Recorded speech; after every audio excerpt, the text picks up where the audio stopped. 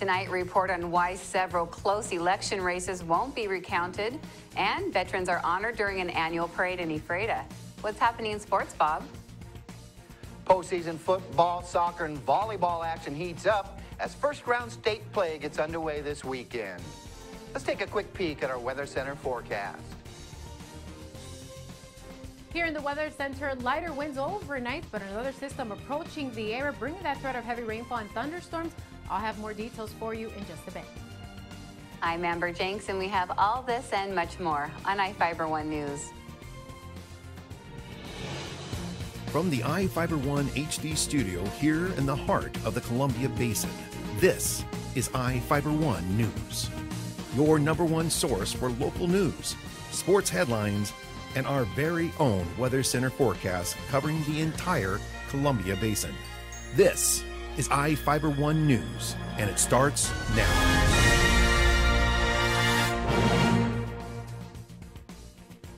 None of the election races are heading for a recount. Several races in Grant County were decided by less than 20 votes, including a race for a Moses Lake City Council spot. According to the Grant County Auditor's Office, a recount is triggered if the candidates are within 0.5% of each other. Officials are still receiving some remaining ballots and are going to finish counting before the election is certified on November 24th. Officials are going to determine whether a recount is necessary at the time the election is certified. Challenger Don Myers defeated incumbent council member Jason Avila with 1,523 votes compared to 1,507 votes for Avila. American Legion Auxiliary Unit 28 and Art Semro Post 28 held their annual Veterans Day Parade in Ephrata, followed by lunch and a ceremony honoring prisoners of war. Reporter Jeff Chu was there and has the story. Winds were whipping the American flags placed at Ephrata Cemetery and up and down Basin Street in Ephrata, but the 18th annual Veterans Day Parade went off without a hitch. The Wednesday event was hosted by American Legion Art Semro Post 28 and American Legion Auxiliary Unit 28 in Ephrata. Post 28 Adjutant Mike Montani said he was happy with the turnout for the parade and the luncheon the American Legion sponsored at the post in Ephrata. We had a great turnout this year for the parade. We had more people. We had a lot more younger people. Young people. At the luncheon, Montani's wife, Jane, who serves with Unit 28, urged that prisoners of war not be forgotten. A small table was set at the luncheon to remember them. The American flag reminds us that many of them may never return and have already paid the supreme sacrifice to ensure our freedoms. Members of all military branches were joined by members of the Civil Air Patrol and kids from as far away as Othello. The event started on C Street at the Grant County Courthouse and ran to 2nd Avenue Southwest to Basin Street and west to the World Wars Memorial at the Ephrata Recreation Center. A rifle salute was fired at 11 a.m. in memory of the armistice ending World War I. The parade continued back to the courthouse where a second rifle salute was fired in front of the Vietnam Memorial.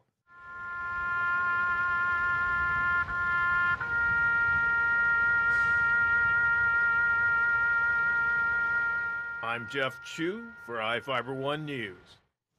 The Moses Lake Christian Academy was vandalized for the second time in a week. School staff found graffiti and damage to the school on East Nelson Road on Monday morning. Someone damaged several security cameras and broke into a shed. According to Moses Lake Police on Tuesday, 4 headlights and both mirrors were broken on the school's bus. The 2 front tires were deflated and spray paint was found on the bus windows. 2 murals on a cargo van were also damaged. On November 1st, the roof of the school was tagged with graffiti. School staff believe the graffiti was likely done by a student because the message was derogatory toward the school's principal. Police have not identified the suspect.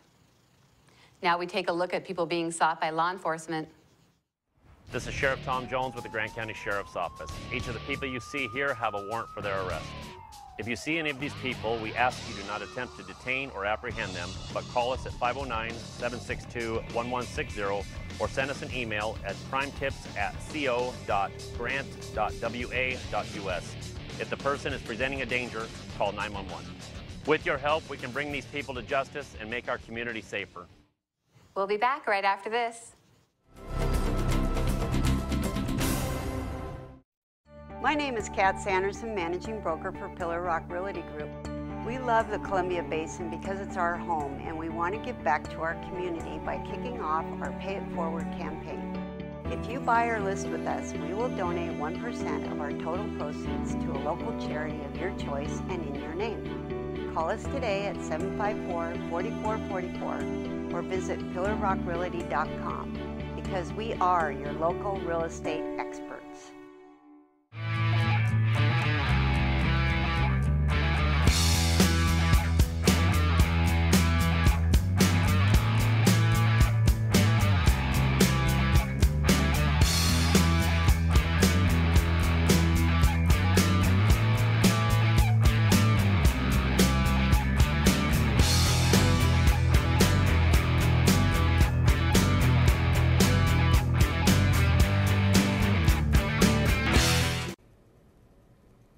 Hi everyone, I'm Chaselyn Rodriguez bringing you your local weather. This weather segment is brought to you by Barry Motors, one great place to buy and service a car. Lighter winds for tonight. We're expecting winds to push through pretty calmly by the midnight hour. Now, a stronger weather system will approach our state by Thursday, bringing that threat of heavy rainfall and thunderstorms, especially through the coastal area and mountain snow.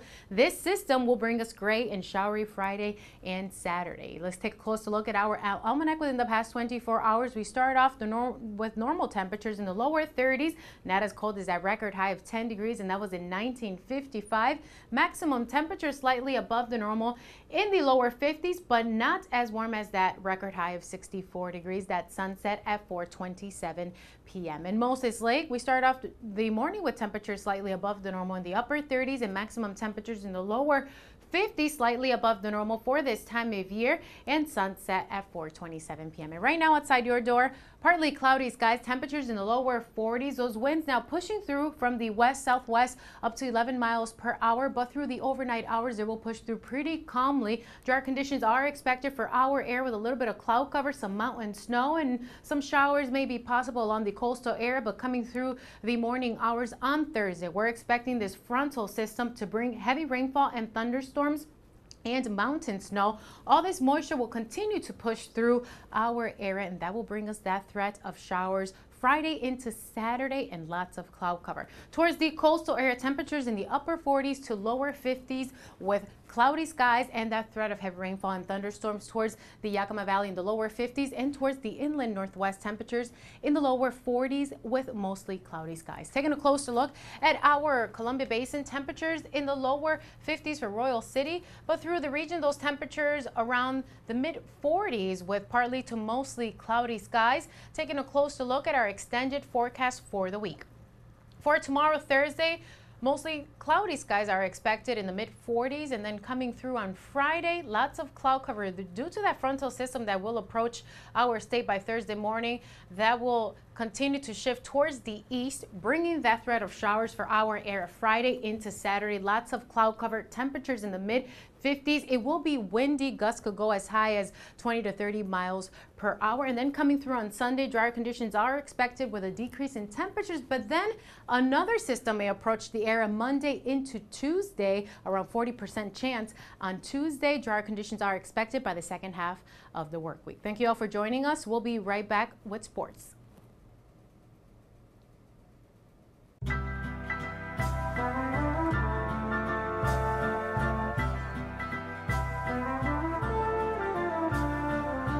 Paying your Grant PUD bill with ePay is like getting free cuts in line.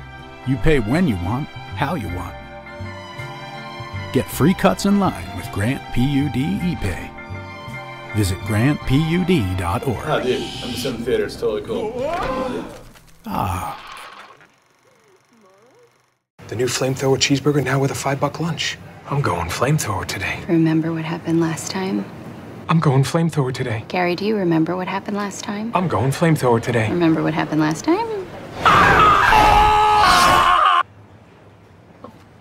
Comes with a Sunday now. I can handle it. You know your body, Gary. Go flamethrower. Now the DQ $5 lunch comes with the new jalapeno bacon flamethrower cheeseburger, plus fries, drink, and a sundae. This is fan food, not fast food. Well, there are a few postseason football games going on in and around the Basin this weekend. Here's what's on tap. On Friday night, it's Warden looking for its 8th win in a row when the Cougars host Northwest Christian. First-year head coach Robert Orlando has the offense churning up huge yards on the ground, running the wing T offense. It's been virtually unstoppable, eats up a lot of clock, and has the team averaging 45 points per ball game. The Cougars are also playing shutdown defense, giving up just 16 points a contest. Northwest Christian averages 49 points per game while surrendering just 20, so something's got to give on the gridiron in Warden. Elmira Cooley Heartline hosts Selkirk in 8-man action in Cooley City. This is a matchup between two high-octane offenses that could post upwards of 100 points. The Warriors, winners of their last 9 ball games, come into the contest averaging 56 points per game. The Rangers hang 49 points on the board each time out. Both teams give up 20 points per contest. The 10-0 and number 1 ranked Royal Knights are hosting 4-6 Charles Wright Academy out of Tacoma. On paper, this one favors Royal big time. The Knights are averaging 57 points per game and give up a paltry 5 points.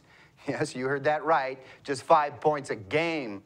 The Tar-Heels put up 23 points on the board each time out, but give up 35.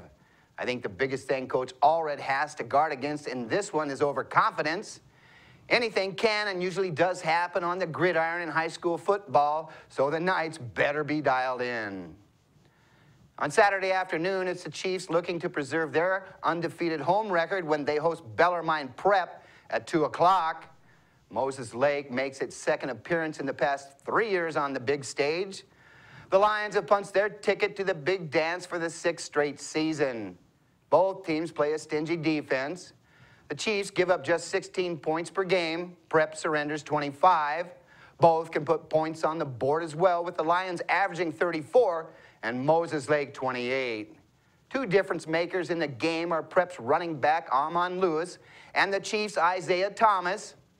Lewis averages 164 yards on the ground and has found the end zone 20 times. Thomas has come up big at wide receiver and cornerback and is a return specialist who is a threat to take it to the house each time he touches the ball. He's the Big 9 scoring leader with 13 touchdowns. The Warden Cougars soccer team hosts Okanagan in first-round state action Saturday at 1 o'clock. And the Cougar volleyball team takes on Alaska in first-round action at 8 a.m. in the Sundome in Yakima. Well, the Mariners have signed former manager Manny Acta as their new third base coach. Acta previously managed the Nationals from 2006 to 2009, and the Indians from 2010 to 2012. And critical thinking skills. Acta has third base coaching experience, having done so with the Mets and Expos. He's a native of San Pedro in the Dominican Republic, the same hometown as Robinson Cano. The first sightings were reported before Halloween, with staff and students coming across it on their way to and from class every day. And while there's evidence of other creatures of various shapes and sizes elsewhere in the school, this one's unlike any you've seen before. He would be under contract for the 2016 season. The Big Friendly Monster Project was started this year at Pioneer as a way to help develop both creativity and critical thinking skills. 46 students in Pioneer's enrichment program spent the past month putting it together, and they got some help from other students not just around the country. You don't have to drive to Seattle for exceptional cancer care. Jones talked about Confluence Health's cancer program delivers world-class care close to home. We have a highly experienced oncology team in a state-of-the-art facility, and we're a member of the Seattle Cancer Care Alliance, which gives our patients access to world-renowned therapies developed at Fred Hutchinson, the University of Washington Medicine, and Seattle Children's. Together with the SCCA, we're delivering world-class cancer care close to home. We send in our description, and all the other schools sent their descriptions in until there was a body part description for every piece of the monster. And then the teacher, her name is Terry Smith, who organizes it all, she sent that full description out to each class and said, okay, everybody go build this monster. And then at the end, we sent her a picture of the Dodge brothers' competitive spirit and engineering prowess started long before they built their first car, and will continue long after their latest, the most technologically advanced vehicle in its class. Among the students in her class, but also gives them their first exposure to the global community of students who are the next generation of creators, entrepreneurs, Our spotlight story tonight is about a group in Ephrata preparing hundreds of Christmas boxes to send to children around the world. Reporter Joe Utter has the story. We're going to all be thinking, and already we are, and so I think helping Tuesday them night was filled with holiday cheer and Ephrata as a group of kids and parents packed hundreds of Christmas shoeboxes to be sent across the world. The Basin Youth Bells and a few dozen more people met Tuesday night to stuff shoeboxes as part of Operation Christmas Child. Each box contains toys, school supplies, hygiene items, clothes, and other surprises. Last year, the group packed 422 shoeboxes, which were then sent to children in need in at least 5 different countries. Darla Grubb, director of the Jones said her Youth class Bells, is already looking forward to creating another big friendly monster next year.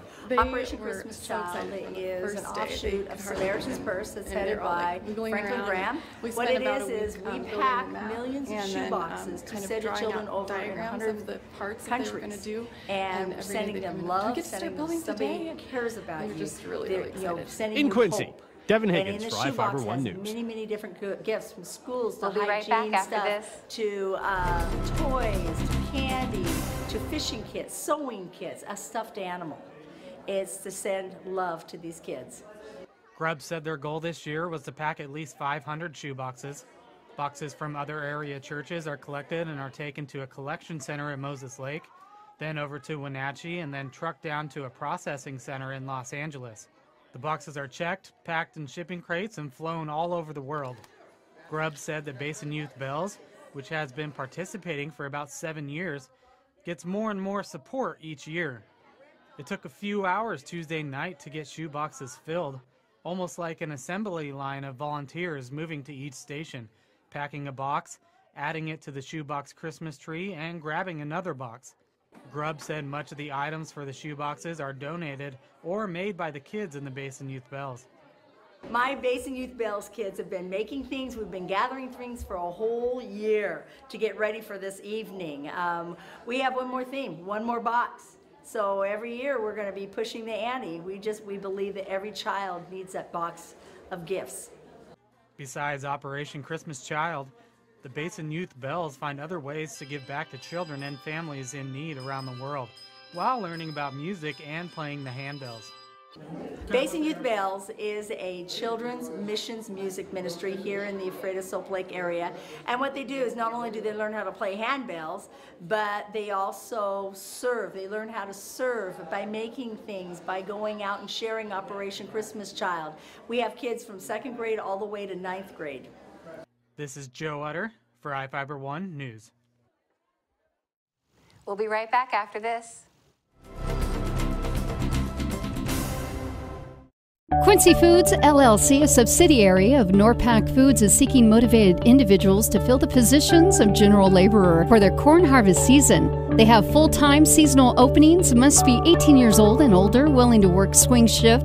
Great people to work for in a challenging food processing environment. Apply at 222 Columbia Way in Quincy between 8 and 5 p.m. Monday through Friday, or online through WorkSource. Quincy Foods is an equal opportunity employer. Well, one thing I knew from being a patient myself was that a dental office is a scary place to come to. And so we wanted everything possible to make sure that our office is a comfortable place for our patients to visit.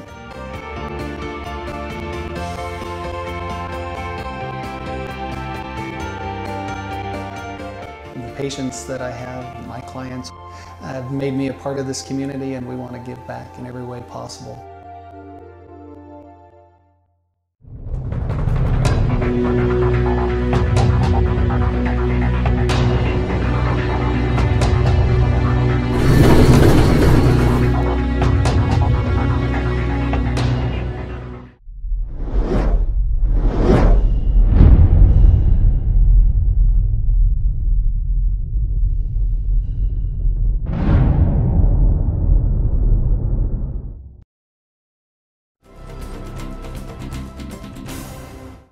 Welcome back. Moses Lake Museum and Art Center seeks new members through its Feed the Mammoth Drive. An opening reception for the campaign is set for Friday, November 20th at 5 p.m. at the museum. Interested people can learn about museum membership. The reception is intended to highlight successes from the past year and preview programs in 2016. New members can purchase a collectible members-only tote bag to help feed the mammoth. The reception features live hammered dulcimer music by Connie Saleska, a performance by Longview Elementary School Choir, a visit from Santa, desserts, and a no-host bar by Camas Cove Cellars. Part of the Feed the Mammoth membership drive seeks to help feed the homeless in Moses Lake. Donations of non-perishable foods are being accepted at the collection bins beneath the museum's Columbian mammoth sculpture. The food drive benefits the Moses Lake Food Bank. Grant PUD commissioners discussed changes with its new rate structure with residents and business owners this week. Reporter Devin Higgins has the details.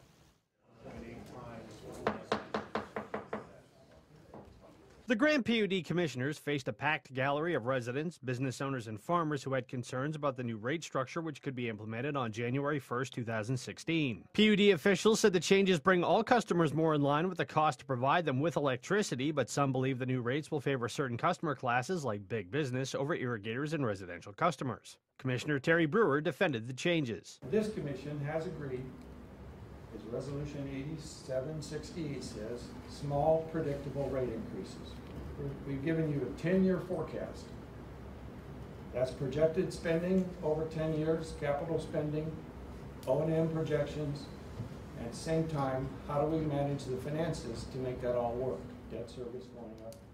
So that's a 2% rate revenue plan that's forecast to cover everything we need to do in the next decade. I think that's a sweetheart deal. The commissioners are expected to vote on implementing the new rates at their next meeting on November 24th. In Ephrata, Devin Higgins for iFIBER 1 News. A man allegedly pointed a gun at the person subletting his Moses Lake apartment when he was trying to evict the renter. Prosecutors charged Jerry Stromberg, a 57-year-old Moses Lake resident in Grant County Superior Court, with assault in the first degree. The victim was reportedly subletting the Lakeside Drive apartment from Stromberg, and the property management company told Stromberg he wasn't allowed to sublease the residence. The victim claimed Stromberg came to the apartment and pointed a pistol at his chest and told him to get out. A witness reportedly saw Stromberg holding the gun but didn't see Stromberg pointed at the other man. Stromberg allegedly contacted police, telling officers he was having the other man evicted. When officers asked if he had the correct paperwork from the court, Stromberg reportedly told the officers he didn't. Stromberg denied holding the pistol or pointing it at the victim. He claimed he was holding his rifle after spending the day hunting. In Northwest News, police advise against confronting intruders during a break-in, but a grandmother in Washington ignored the advice completely. She took on the burglars, and they took off running.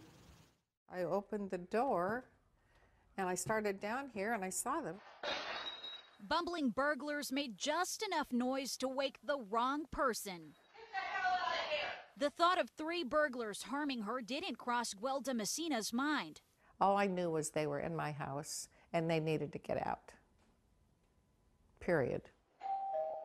As daytime burglaries often start, one guy rang the doorbell several times. Someone then broke in downstairs. Security cameras in the home on North Juniper Street in Tacoma captured this guy with a striped sweater and fedora heading outside to signal others. Crowbar in hand, he grabs her purse and heads toward the bedroom where Messina was sleeping as an accomplice comes in, gloves in hand. A third person runs in. Watch again as the third guy runs around Messina to get away. So where'd that take no prisoners approach come from? I'm a mom. It's like, you know, automatic. I'm the boss. The soon-to-be 78-year-old's daughter and husband, well-known attorney John Messina, are balancing this terrifying ordeal with a little humor. My mom was joking with the cops about how bad her hair looked, you know, when she came out, and she probably terrified them. She's been that way since the day I met her. I did it. I would do it again. That's going to do it here for us at iFIBER 1 News. We want to thank you for watching, and we'll see you again tomorrow.